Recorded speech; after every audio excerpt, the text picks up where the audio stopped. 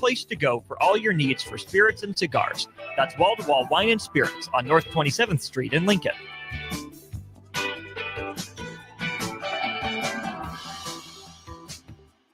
When you were a kid, clubs were cool. Robotics club and space club and stuff like that. But what do adults get?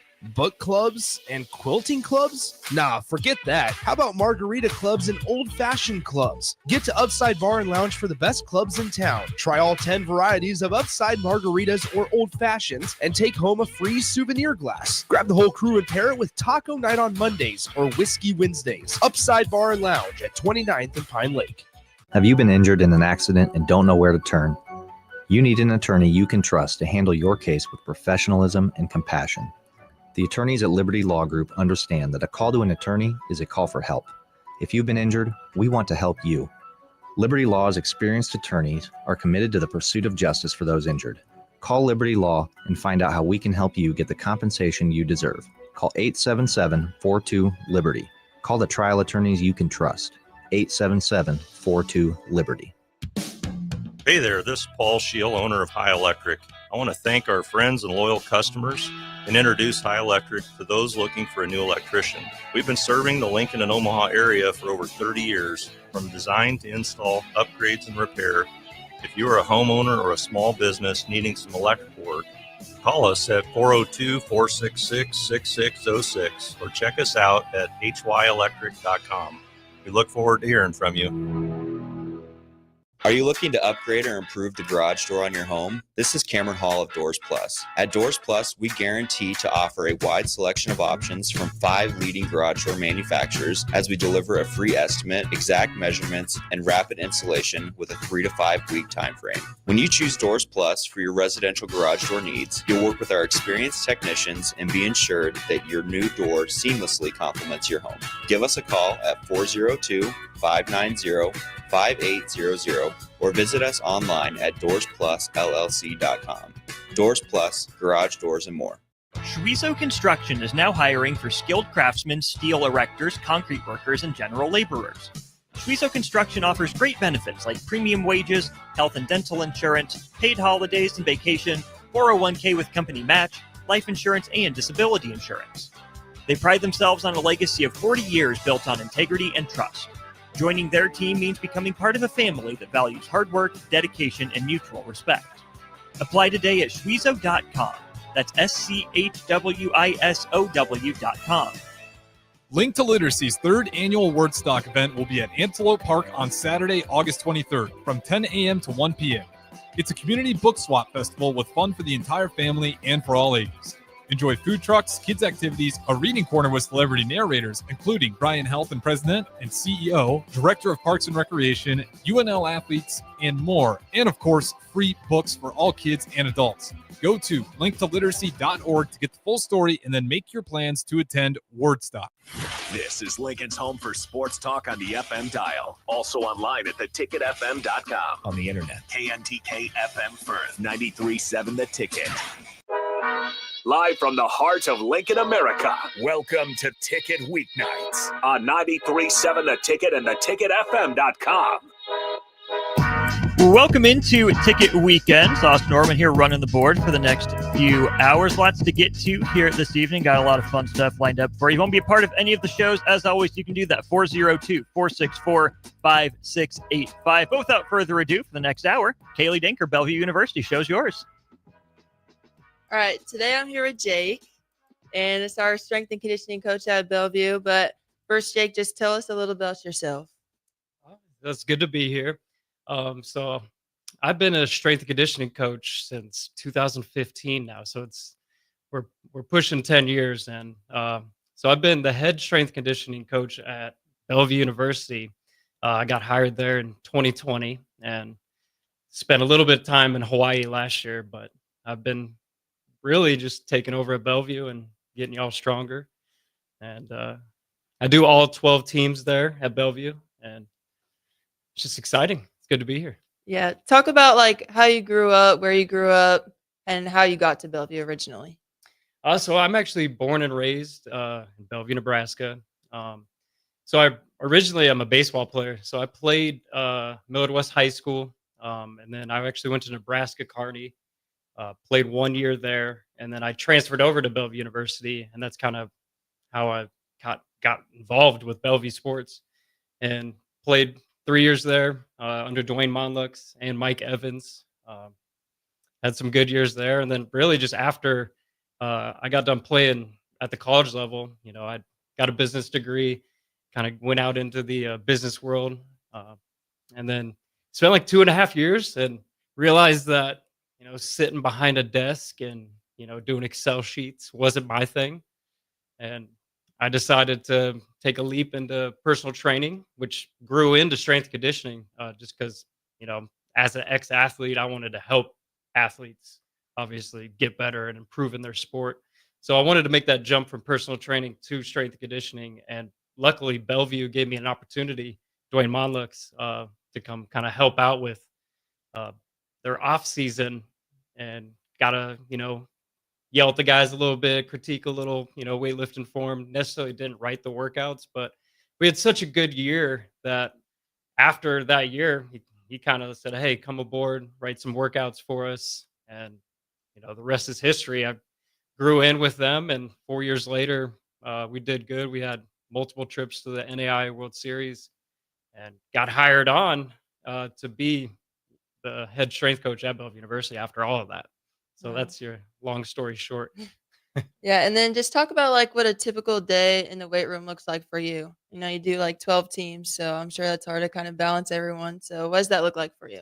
Yeah, so actually most strength conditioning coaches, especially at the Division 1 level, you're getting 3 to 4 teams per coach. So the player coach ratio is a little bit better, but at our lower levels like NAI, even some D2s, D3s, you might have one strength coach running the whole thing, and that's kind of what I do. So every day the alarm goes off 4:30 a.m. and the wife isn't too happy, but I try to keep her from waking up too early. But I'm up at 4:30, get the morning routine in, try to get a little workout in. But usually once the fall is going, baseball's at 6 a.m., softball's at 7.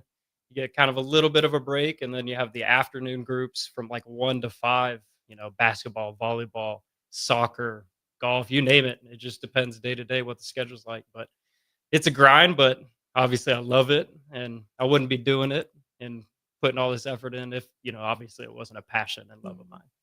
And then just talk about like your own personal workouts. Like, do you get workouts in every day? What does that look like for you? Do you ever have cheat days? Well, so I try to get after as much as I can. I work out every day. If I miss a day, I'm usually start going crazy mentally. And cheat days, as far as that, I just try to get certain calorie amounts in per day and then hit my macro goals like protein, fats, and carbs. And if sometimes some of those bad foods kind of creep into there, but I try to be that guy that burns off, by just overworking some of the bad stuff that I'm eating. But for the most part, it's pretty good. Workout wise, though, I'm trying to do what our athletes are doing actually. That way, you guys kind of have, or I know what you guys are feeling. Obviously, it's hard to do it with all sports, but for the most part, the main teams that are in off season, I'm doing a lot of those workout splits. A lot of the workload that they're doing, I'm trying to simulate on myself. So it's almost like a study, kind of see, how am I going to feel? How are they going to feel? How can we manipulate that? So really, my workouts revolve around our athletes. Yeah, so it's fun. Yeah, that's nice. So last week, me and Jay were talking, and we got asked our cheat day food. I said either ice cream or I'd go to Panda. What about you? Honestly, I would agree. Panda, that orange chicken, Yes, so good. so good. But then after that, it's crazy. Don't judge me, anybody. But 20 chicken nuggets from McDonald's, Okay. little ketchup, I can't go like the wrong. sweet and sour. Yeah. Can't Okay. do I ketchup. gotcha. But Yeah. But like I said, you can mix them in. Everything doesn't have to be so cut and dry. You can still perform and do things you need to, but you just don't want to overdo these things. right. So and then since we're already on the topic of nutrition, kind of tell us about like your nutrition plans. I know you give them out to the athletes at Bellevue. Kind of talk about that. How'd you get educated with that? And just anything along the lines, supplements. Yeah. So, nutrition wise, I just kind of give calorie recommendations along with macronutrient recommendations. Because, depending on our athlete, we try to find an individualized program for you. Okay, so if you need to lose weight, maybe we're in uh, a little bit of a calorie deficit to help kind of lose some weight. Also, make sure our macros are good. So, protein, fat, and carbs, making sure our athletes get enough protein. So, that's one of the hardest things I've seen over the years is our athletes getting enough protein in, um, let alone the other, obviously, macronutrients. But all the stress that we do in the weight room, all of the workload, and even just practice workload, if we're not supplementing ourselves with those key nutrients, protein, carbs, fats, we're not going to recover. Mhm. And if our athletes are under eating and not getting enough calories in, then some of those injury rates can rise because we're not getting recovered enough. Our bodies are breaking down. We can't get those building blocks to help our body be ready for the next day. So each athlete, we try to find that right sweet spot. And it's never like, hey, you have to hit this every day. Here's just a general range to be in. That way, if they feel like they didn't hit these, calorie goals or macro goals, they don't feel like they failed. They just have a range that they get into that they can feel, like, hey, I was close. I was successful. This is better than nothing because it's a process. And like, it's everything we do in the weight room, everything we do in nutrition is a process. It's a long-term game for the rest of your life. Because it's not just, hey, just do this right while you're at college. And then when you leave, we want to give you the tools. That way you can go on in life and, you know what to eat, you know how to work out, you know how to take care of yourself. Supplement wise, I'll just dive into that. I think creatine is one of the most studied supplements out there. And for our athletes, educating them on creatine uh, just is a real big key. So you have three energy systems. You have your creatine phosphate, you have your glycolytic, you have your aerobic. So that creatine helps supplement that 10-second or less window of energy system. So if we can, get them on a creatine program or just any sort of supplement you can go get, creatine monohydrate, 5 grams to 10 grams, depending on how big you are. Um, that's going to help you feel fresh day to day and help your recovery and recover, and just you'll feel really good and doing explosive movements, strength movements. Just gives you a couple reps in the tank to be simple. But yeah, that's the main one I would recommend. And other than that, just getting good amino acids. But protein shakes or just protein powder is a good supplement for our athletes because yes, we want most things from food sources, but you're getting towards the end of the day, and I not hitting my protein goal, and it's really easy to just make up a shake rather than cook. Sometimes that fits well into our athletes' routine. Would Um, you say like most of the supplements are taken before or after workouts? so it just depends. Now creatine, it's just more a consistency thing, trying to take it day to day.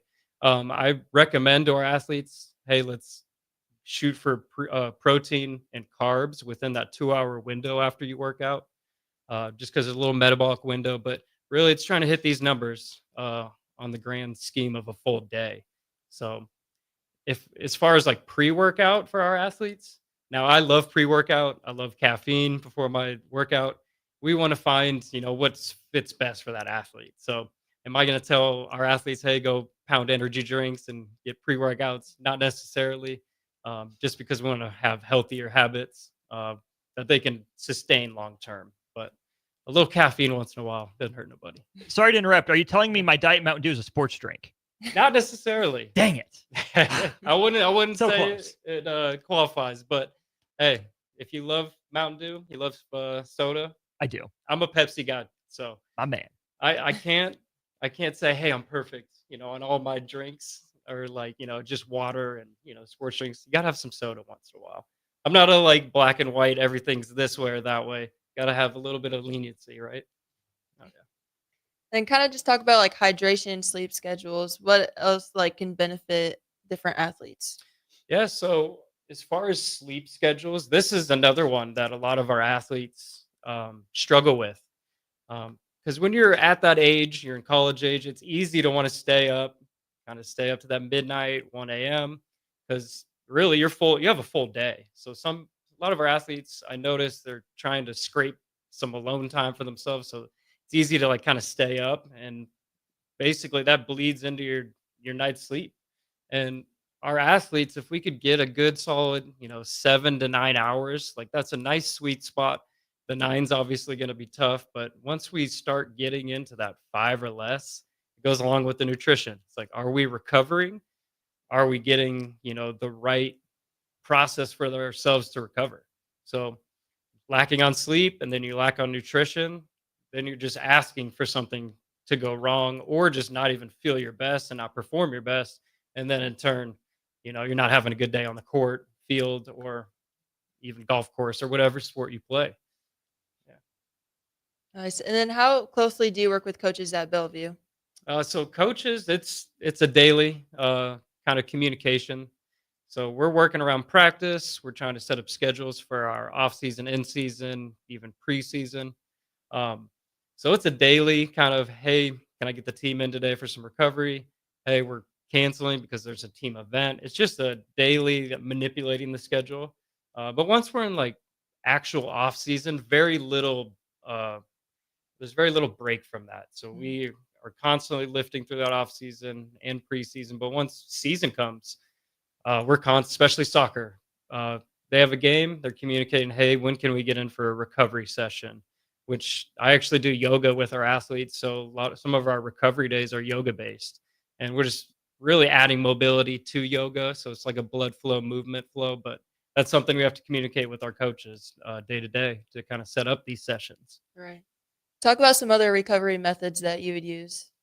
As far as other like blood flow, I think soft tissue, especially say you have a game Friday, Saturday. That's Sunday. If you could do just some simple mobility, get some blood flow, a lot of soft tissue work, um, with really you name it. You can use a barbell for like soft tissue. You can use racquetball, lacrosse ball, actually, even a baseball. Just finding little spots on your body that might be stiff, maybe feel a little more sore. Just getting a little like tissue work on there can do wonders the next day. So my biggest thing is blood flow. Like get your body moving. If you're sore, if you're coming off, a day where your body's just beat up, the best thing for you to do is move. Now, at the intensity, obviously it's going to vary. You want a low intensity movement day to help enhance your recovery and just kind of jumpstart blood flow to the areas. Right. And I know that, like, as an athlete myself, I love the yoga days. Do you have this like planned ahead of schedule, or do you kind of just go off of how athletes are feeling at the time or during that week? So that's a good question. So in season, I do like to maintain a lot of the qualities that we've built up in the off season.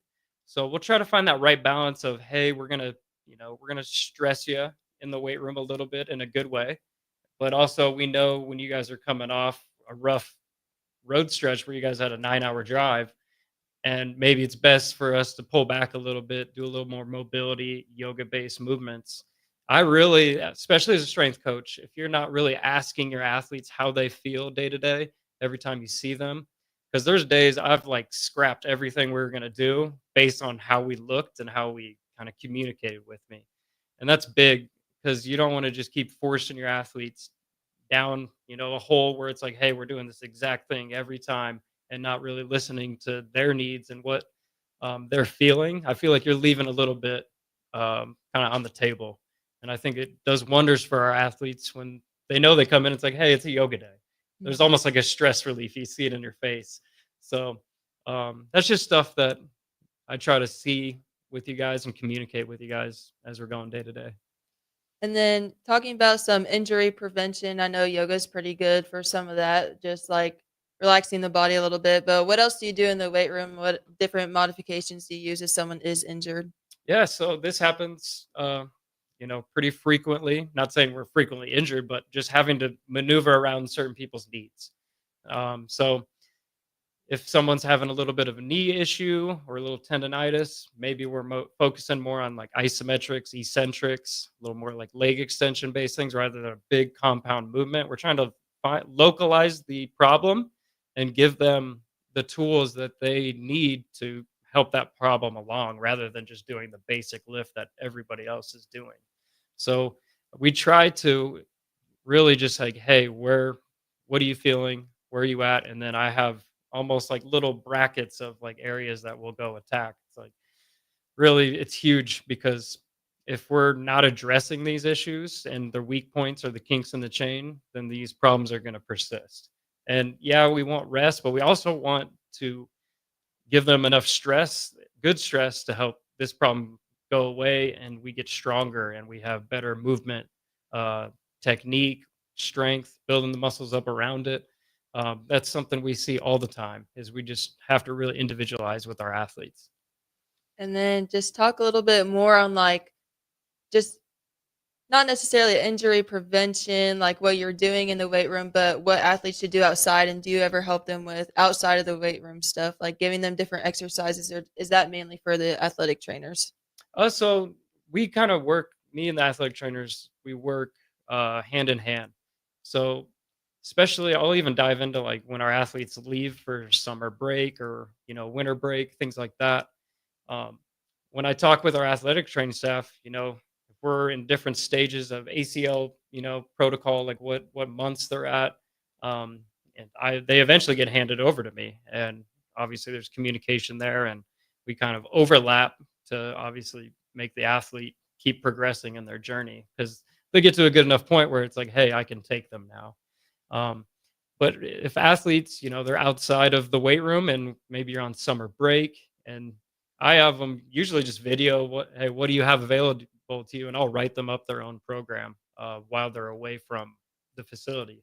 Um, if they're on obviously like summer vacation or Christmas break, Thanksgiving break. So we also have an app that all of our workouts are posted in, so everyone has access year round, and there's programming in there year round for all the athletes. And then going off of the modifications, kind of talk about if you modify female versus male, or how does that work in the weight room? Yeah, so the way we attack that is, I'll just say it this way: it's really everything's a case by case basis. Now, really, it doesn't matter too much if you're female, male. Our attack is you individually. Like, what do you have individually that we need to work on, strength conditioning wise, mobility wise, um, things of that nature. So, if we look at you as a individual person and give you exactly what you need, yes, you can kind of maneuver a couple things, you know, on the female side. So, a lot of females, we have a lot of anterior tilt in the pelvis. Sometimes those hip flexors get tight. So we're doing a little bit more hip flexor work. We're doing a little bit more hip flexor stretching, mobility, strengthening. A lot more kind of just hip mobility added to their program compared to maybe a guy like I said, it's really just individual, So you could have a guy with really tight hip flexors or weak hip flexors. We'll give them the same protocol, and then obviously if a girl's on this side and our hip flexors have been good, well, we won't obviously put the same attention in as if on the guy side if his were there's dysfunction there.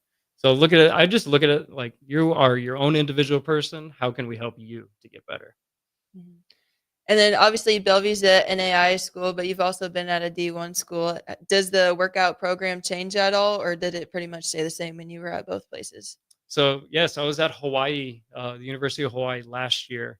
I worked with baseball, volleyball, women's volleyball, water polo, track, um, and as far as what we did there, very similar to what we do here. Our goal is to help with athletic development, obviously, and conditioning and all of those things.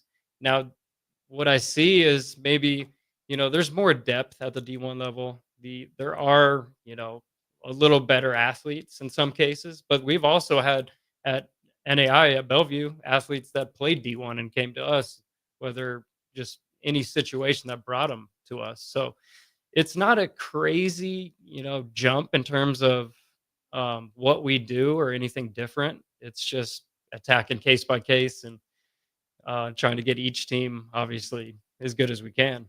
Um, Now, there was one team I worked with, which was water polo at University of Hawaii, which I believe we had like 4 Olympic athletes on that team, and Wow.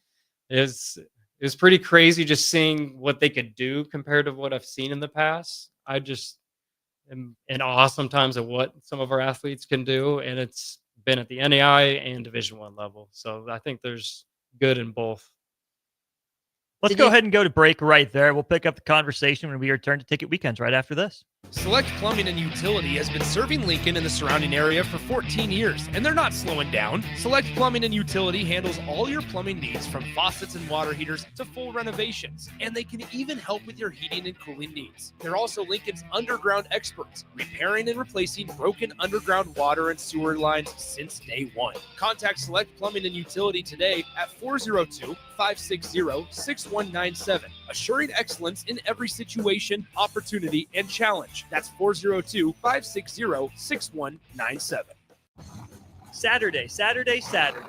Eagle Raceway is open for a full season of dirt track racing action every Saturday night.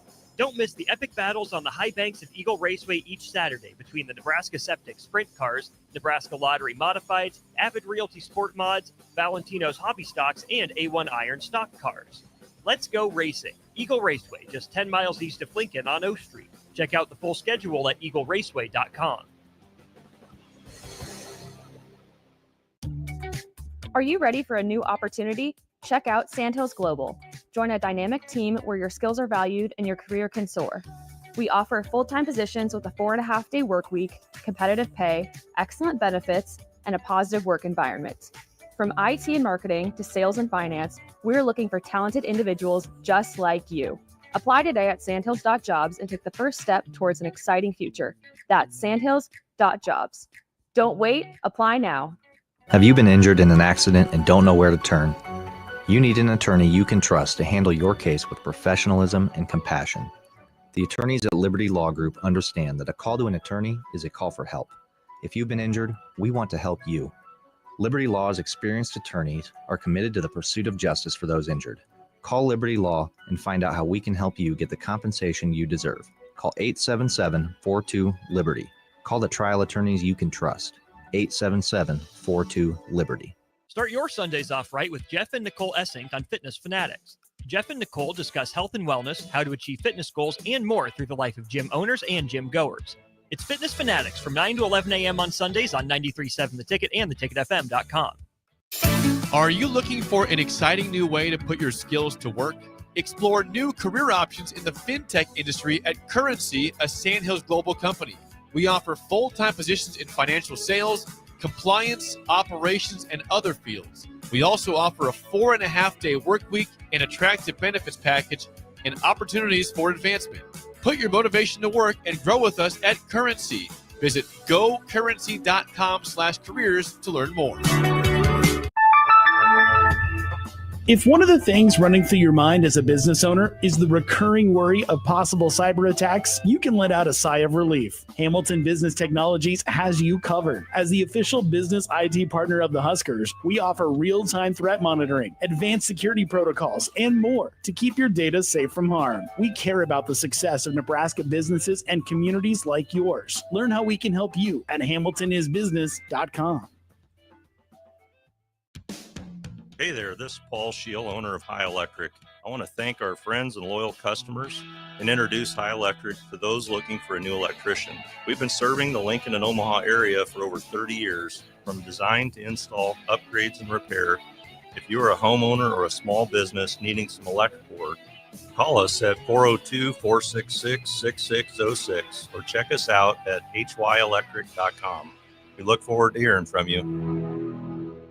Mike, I've been thinking our house could really use a makeover. How about new siding? I've been thinking the same thing. Have you heard of James Hardy? Yes. Sarah down the street had Roofing Service Company install James Hardy siding on their home, and they love it. Roofing Service Company does have great reviews. They took her through the design process and made everything super easy. Roofing Service Company offers expert design and installation. Couple that with James Hardy's durable products and variety of colors, you and your family will love your exterior remodel. Just visit roofingservicecompany.com. That's roofingservicecompany.com. Back to the Ticket weeknights on 93.7 The Ticket and theticketfm.com. Welcome back into Ticket Weekend. You're here with Kaylee Denker, joined by her strength coach at Bellevue University, Jake. Kaylee, take it away. All right, Jake, this next question is, how do you phase and then talk about the off-season and preseason and in-season programs that you have? Yes. So when I get a team, most of the time, we're going into that off season, obviously right away. Um, so how we phase this is in the off season, we really, they're coming off their full season. So we just try to work, simple, basic movements back into, their program. Now, obviously, they've probably still been lifting, as we've gone through in season, but we kind of give them a chance to kind of get their feet back under them. We focus on simple kind of rep ranges in that like 5 to 8 range, and we just don't do a lot of volume. So we're just getting everything back down and really trying to figure out, what went well that season, what can we improve on, and we kind of write up, how we're going to phase that the rest of the way. But then, after a couple weeks, after a good little movement phase, we get into, a little bit of hypertrophy work, which is just muscle size. We're trying to put a little more mass on our athletes. And, as we build that mass, really, we're able to kind of work into a little bit of strength work. So we get kind of movement phase, hypertrophy phase, which is muscle size, a little bit of endurance, just depends on the team. And we'll blend that together. But then, after a good month or two's went by, we're really getting into some strength work. And that's, heavier loads that we can do properly, because obviously we've worked on technique that whole time, and we've just progressive overload, subtly loaded and worked on, making things a little heavier as we've gone. And this is the most basic sense. There's a lot of, little details that I'm leaving out. But as we get to a good strength phase, say we're a month out from season, we start getting into power. We're trying to move bar with intent, speed.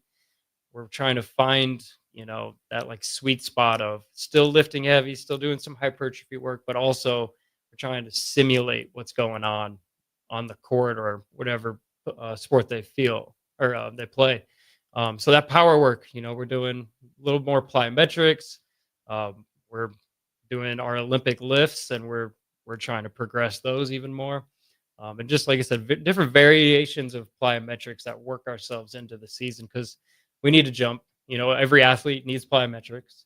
So that just takes a little bit more of a forefront as we get closer to season. And then you'll see, obviously, practice ramp up. So then we pull back a little bit. So we're trying to get them ready for practice and that preseason with their coach.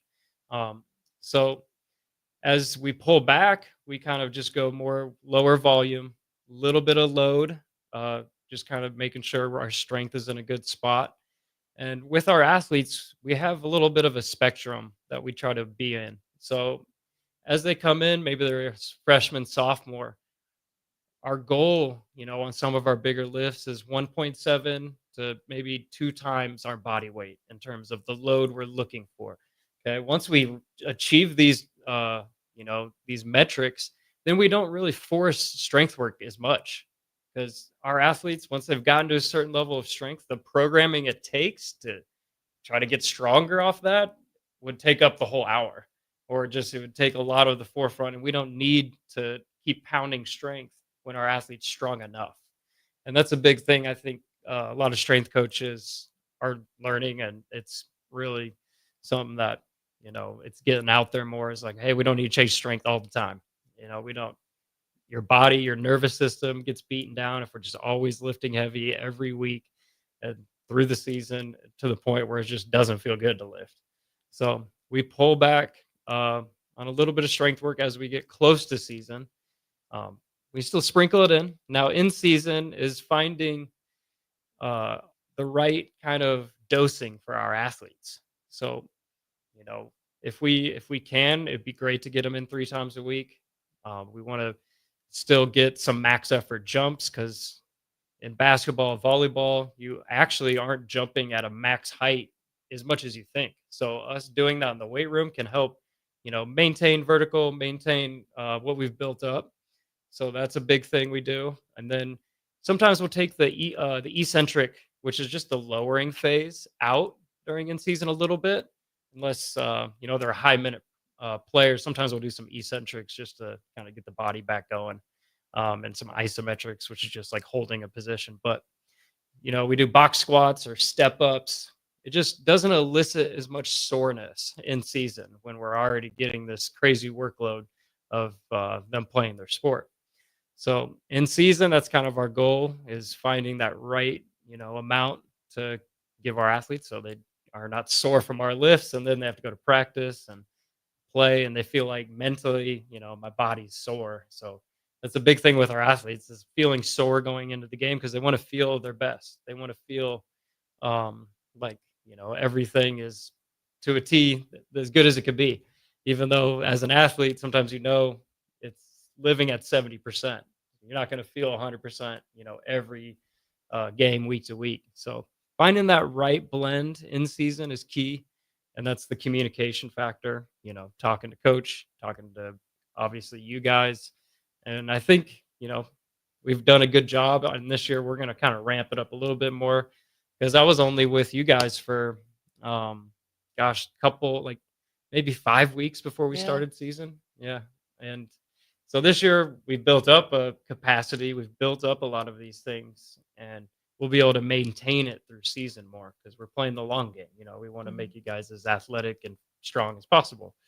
So that's kind of our goal this year with you guys is to ramp up our in-season training a little more. But on the grand scheme, that's kind of how the whole window looks. We could go into a lot more details here and there, but that's kind of how I structure our off-season and season workouts. Then how do you choose the workouts for each day? So all depends on how many days we go. So if we're on a 4-day kind of split or a 4-day routine, I actually love Husker power principles. They still reign true to today, and it's really strength, power. Like, so we're doing more of our squat based movements, lunging based movements on that day one with pull. So like back movements, like pull ups, rows, anything posterior chain.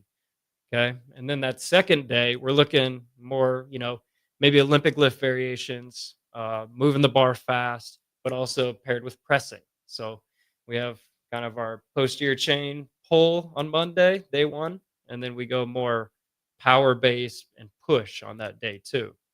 Now, the third day, we're kind of working some hamstring. We're also back to pull. So we're in kind of that posterior chain again. And then on this day, we'll do a lot of hinging. So deadlift, RDLs. And this probably all sounds familiar to you because Yeah. you've done all this. And this is main off season. So, and then that Friday, we're kind of back to that power based push movements. And then usually on the power days is when I kind of throw in our conditioning. So we'll do some sprints. We'll do some more longer like conditioning based drills for us because it just supplements well. But I've gotten really good results from this over the years. I've tweaked it a little bit, tried to find it for each sport, trying to find that right amount. It's worked. I mean, you've gotten stronger. Yeah, You're for sure. beast mode now. Yeah. And then last week we kind of talked about how Fridays we do tire flipping. Has like Bellevue always done that, or how did that come about? This is like a tradition now. So ever since I've like worked at Bellevue, myself, and my friend Brent Jackson, he'll love a good shout out. But me and him used to work out like crazy back in the day, and we used to go do tire flips at Bellevue's high school practice field. And we made it a whole workout, run hills, we'd flip tires, 100 yards and back, so 200 yards. And I was like, hey, why not get the athletes out here? So first year as a coach at Bellevue, I was in the summer, I was like, hey, whoever's around, come flip tires. And it's grown. Our numbers used to be really crazy. Obviously, I'm back from Hawaii, so we're trying to build this back up again. But we used to get like 20 people out there. And yeah, we say we flip tires, but we're also running hills. We're doing circuits, which we still got to get into. And then we obviously do the tire flip, but it's just a tradition every Friday, 9 a.m., 10 a.m. We've gotten the whole basketball team. Obviously, when you guys get back, we're going to bring the whole team out there. Yeah, it's just sure. good team bonding. Everybody's working hard. Obviously, you get a little blood, sweat, and just tire grit on you. So it's fun. You just feel a little tougher when you leave. So on some days like that, or even like the harder days, or days that some athletes may not be like mentally all there, like what do you do to motivate them? This is a great question. I feel like this is one of my best skills is trying to, with our athletes, hey, if you're not feeling that day, it's not like, hey, drill sergeant, you're going to do this or else. It's more like, why do you not feel this good? Like, is it how you ate, slept? Is there stresses in your life, school, things? And we try to have a quick conversation throughout the obviously workout. And I try to elicit that response of like, hey, like I have to put the work in. I got to do my best today. And it's more just connecting with the athletes because the more disconnected, the more they're not going to try to connect or do what they need to do that you want to see out of them. So that's big for me is trying to connect with our athletes to help bring them to their highest level. And yes, if they kind of slack, you got to remember 18 to 22-year-olds college still growing. Like you guys are still, developing your mental side, your life, your habits. So our goal is to help you feel like you can develop these habits and not just be attacked every time you maybe slip up or just don't do something right. Because I believe mental toughness is just showing up and doing what you're supposed to do every day. And that's just you putting the work in. Now, yes, you can kind of get through it lazily, but if you can put everything you got into each day, to me, that's mental toughness because there's a lot of people that don't do that. Mhm. So if I can instill that into our athletes and try to bring that out of them, that's kind of my goal, and that's how I can connect with our athletes and motivate them. Right. Did you get that coaching mentality from somebody, or did someone, like, inspire you to have that, or how did that all work out? Well, I watch a lot of motivational videos just for fun. I love Yeah. it. I can't help it. Before I go work out, it's pre-workout, and then David Goggins, Ray Lewis, just any crazy kind of motivational person. I try to absorb all of that and take in what they're saying and find my own kind of spiel to tell people too. But that's kind of where I've gotten that is just, higher level figures that have made it and, they're obviously really good at motivating people. Mhm. Did you like working out as a player, or has that came about once you started getting more into the weightlifting and then became a coach? Yeah, so when I played, it was all bench press, biceps, triceps, no fundamental knowledge on, good movement, like how to actually write proper workouts. And I actually tore my labrum because it was just so much, trying to lift as much as I could and get as big as I could. And I was a pitcher and a little bit of lack of mobility in that shoulder. Obviously, a little labrum tear happened. So getting as I've progressed through college, I try to learn a little bit here and there, but I always loved lifting. um, I always loved, going in with my friends and, trying to lift as much as we could and get as big as we could. But I think that just developed into an interest that brought me into strength conditioning. And it's been obviously exciting since. Yeah. What do you enjoy about it right now? Like, what's your favorite lift? Right now, I would say I'm really big on Olympic lifts for myself. Mhm.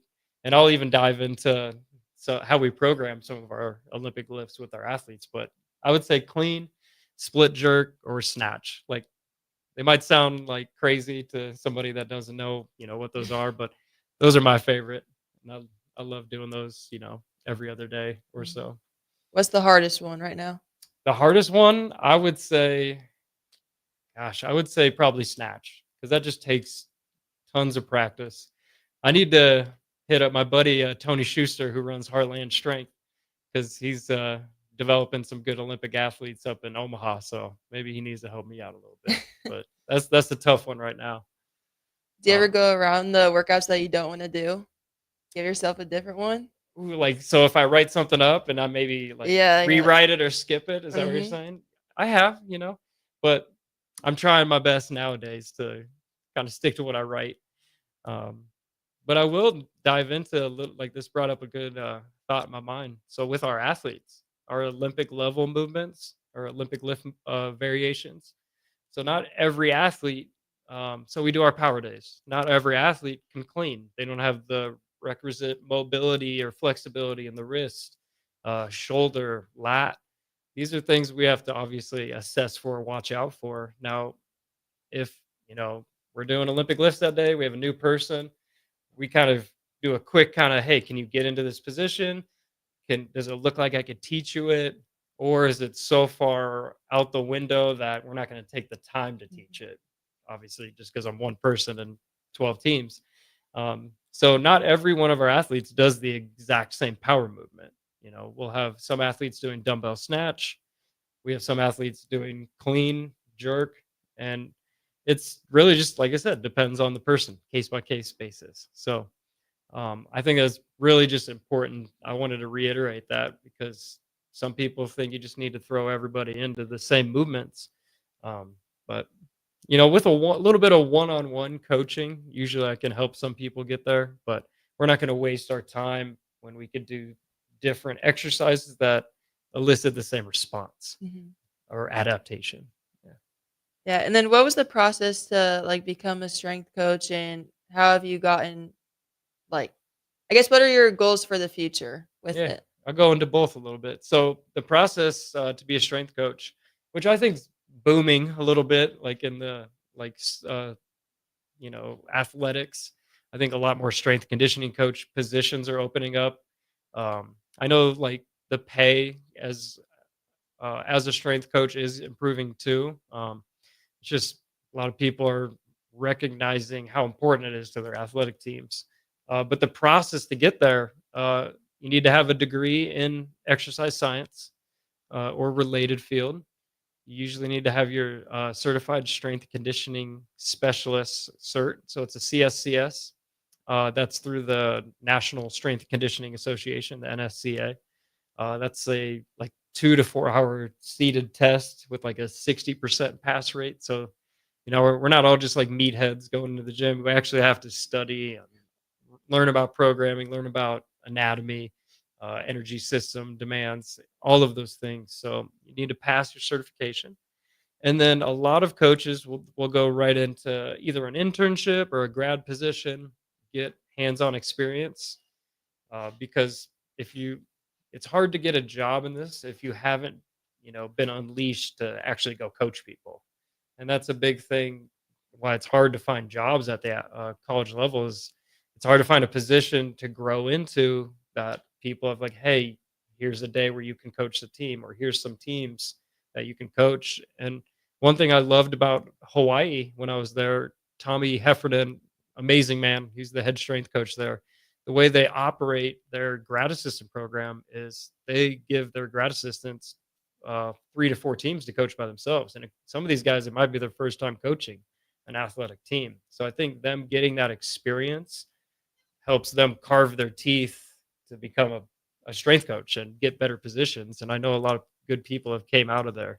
And I know other schools do it too.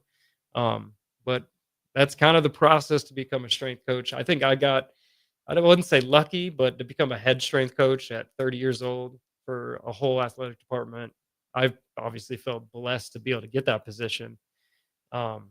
Usually it takes, 10, 15 years to get to a position like that. So I do hold, Bellevue near and dear to my heart because of all that. And as far as, that process, that's kind of what it looks like. And I'm trying to remember the other question. What we were going to like bridge off of that. It was, what do you want to do with like your career in the future? Yeah. So my ultimate goal is actually to work for Nebraska football. Try to get in with their strength conditioning staff. Football would be great. If it is another sport, that is something, to me is my dream job because I'm diehard Nebraska sports, and it'll always be something I'll shoot for, attain for. But we're just putting our head down, going to work with Bellevue every day. Yeah. So it's been exciting. Corey Campbell, we know you're listening. We know you're listening. And I've talked to him a couple times. I shadowed the staff a couple times. So great guys. So I need to get back down there and do a little more shadowing. That's a great spot to leave segment 2. One more segment to wrap up this hour of Ticket Weekends after this. Are you a skilled mechanic looking for your next opportunity? Nebco is hiring. They're looking for experienced mechanics to join our family-owned team. They offer competitive wages, great benefits, service trucks, OEM-level diagnostic software, and career growth opportunities. Apply today at nebco.com. Positions include lead and A-level mechanics for the Nebco shop. Learn more at nebco.com. If you're driven and ready to grow with a company that's been around since 1908, apply today at nebco.com. Your sprinklers are watering the street or flooding your backyard. If you're on a list that doesn't exist, it's time for Judson Irrigation. At Judson Irrigation, Lee or Lacey or Judson will make an appointment. You pick the time and they'll be there to fix your sprinkler system. Now that's service, a dying art these days. Keep summer green. Call Judson Irrigation 402-420-6277 or judsonirrigation.com. Shopping for new flooring is different today. Getting your questions answered, making the right selection, getting the best value, and installed quickly and professionally. Visit ostreetcarpet.com or shop our store. We'll answer all your questions and help you make the right choice. You'll be enjoying your new floor in just days for less than you'd pay elsewhere. Carpet, vinyl, wood, laminate, tile, and area rugs. We've got it all. O Street Carpet. 1732 O Street. Family owned and operated. Always the best value. Are you looking to upgrade or improve the garage door on your home? This is Cameron Hall of Doors Plus. At Doors Plus, we guarantee to offer a wide selection of options from 5 leading garage door manufacturers as we deliver a free estimate, exact measurements, and rapid installation with a 3 to 5 week time frame. When you choose Doors Plus for your residential garage door needs, you'll work with our experienced technicians and be ensured that your new door seamlessly complements your home. Give us a call at 402-590-5800 or visit us online at doorsplusllc.com. Doors Plus, garage doors, and more. At Parkview Animal Hospital in Lincoln, it's not just their professional care that sets them apart, but their warm staff and state-of-the-art facilities. Whether it's for a routine checkup or a comprehensive medical procedure, at Parkview, your pet isn't just another number, but a valued member of their caring family. Visit them at pahlincoln.com today and in person just south of 14th and Pine Lake Road. Parkview Animal Hospital, your pet, their passion for happier, healthier, furry friends. Load up on meat and more this spring at The Mercado by Certified Piedmontese with great selections of T-bones, tomahawks, ribeyes, filet mignon, brisket, sirloin, and so much more. The Mercado has locations at 84th and Havelock, 30th and Yankee Hill, and now 85th and Old Cheney in Lincoln, where you can have $2 draft beer every Thursday night from 4 to 8 p.m. and half-price espresso drinks on Fridays from 8 a.m. to 2 p.m. Get to The Mercado today for the best meat in town. At Valentino's, we're on a mission for tradition. On every slice, for every bite. Golden baked crust, cooked to perfection every time. Savory sweet sauce that's made from our own secret recipe. Loaded with the perfect amount of fresh toppings and melty mozzarella cheese. It's the tradition that Nebraskans have come to love. From game day to every day. Valentino's. Taste the tradition. Hey Husker Nation, this is Todd Euler, two-time national champion, here to talk to you about Window World Lincoln. At Window World, we specialize in replacement windows, doors, siding, and roofing. Whether you're looking to enhance the beauty of your home or increase its energy efficiency, we've got you covered. And here's the best part. We offer the best for less. Our team is dedicated to providing top quality products and exceptional service at affordable prices. We want to earn your business and make your home improvement dreams a reality. So why wait? Contact Window World Lincoln today at 464-7313 or visit our website at windowworldlincoln.com. Window World Lincoln, where quality meets affordability. In every office, there's two types of people. There are those who bring in bagels and those who eat the bagels that someone else brought in. Everybody likes the first person. Be that first person. Weekday mornings at 7:30, you have a chance to win a business box of bagels from Bagels & Joe. All you have to do is shut up, Sipple. 2 questions for you, 2 for Sip. Win, and the bagels are yours. Lose, well, you don't want to lose. You lost Monday, you lost Wednesday, you're a loser. Shut up, Sipple. Weekday mornings at 7:30, brought to you by Bagels & Joe. Back to the Ticket weeknights on 93.7 The Ticket and theticketfm.com. One final segment here on Ticket Weekends for this hour. Got the finish line coming up next. But for the final 5 minutes or so, here's Kaylee and Coach Jake. So as an athlete, how do you improve your vertical jump? So this is a good question as well. With our athletes, vertical jump for our jumping sports obviously is a big talking point and goal of a lot of our athletes. So volleyball, basketball, even soccer, because they're doing headers and they're trying to be explosive as well. So our main goal in vertical jump is obviously figuring out you as an athlete, what do you need? So if some of our athletes need to lose a little bit more weight or they need to gain more weight just to find that sweet spot for just being healthy and being able to produce and output power, that's a key thing. Is just so we don't want to be like too heavy. We need to find that right diet plan that fits you. But force production. So that's why we lift. That's why we do a lot of these movements, is we're trying to improve force production.